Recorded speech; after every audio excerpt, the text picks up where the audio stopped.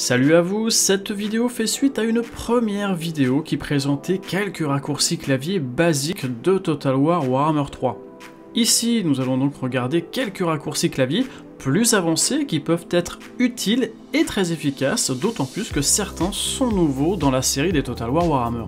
Alors débutons sur une fonctionnalité que vous avez peut-être déjà vue auparavant, c'est la possibilité de demander en fait à votre ligne de front d'attaquer en même temps, et au lieu de demander à chaque unité d'attaquer telle ou telle unité, il y a la possibilité de demander à l'ensemble de votre ligne de front d'attaquer la ligne de front adverse, et en fait les unités vont automatiquement attaquer l'unité qui se trouvera en face d'elle. Pour cela, il faudra en réalité que l'ensemble de vos unités se déplacent en groupe verrouillé. Le raccourci correspondant donc à cette fonctionnalité est le CTRL-G. Il vous suffira simplement de cliquer sur les unités en face que vous voulez attaquer et vous voyez qu'elles attaquent automatiquement l'unité qui est en face d'elle.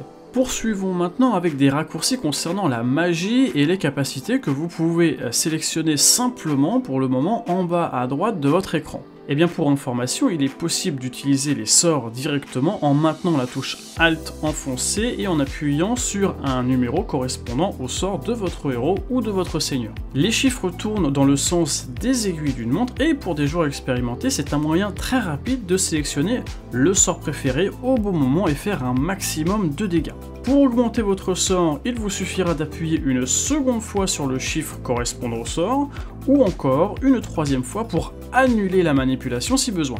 C'est un moyen très rapide d'utiliser les sorts, mais encore faut-il en prendre l'habitude. Même chose pour les capacités donc, sauf qu'il faut appuyer sur Shift ou majuscule et le chiffre correspondant à la capacité de votre seigneur ou de votre héros. Là aussi c'est une habitude à prendre, mais si globalement on mémorise peut-être déjà un numéro correspondant à notre sort ou capacité préférée de notre faction préférée, je ne doute pas que l'on puisse trouver ce raccourci clavier très sympa à utiliser. Pour terminer, je pense que vous savez probablement déjà qu'il est possible de donner une orientation à vos sorts type souffle ou encore vortex, mais peut-être que vous avez déjà été embêté par le fait que certains sorts vont être attirés automatiquement par les unités. Et dans certains cas, c'est pas exactement ce que vous vouliez mettre en place pour optimiser votre sort. Pour info donc, il est possible d'annuler cette attirance automatique en maintenant la touche Alt enfoncée, et vous pouvez vous déplacer sans risquer d'accrocher d'unités ennemies ou amies, comme pour l'exemple ici pour un sort de soin.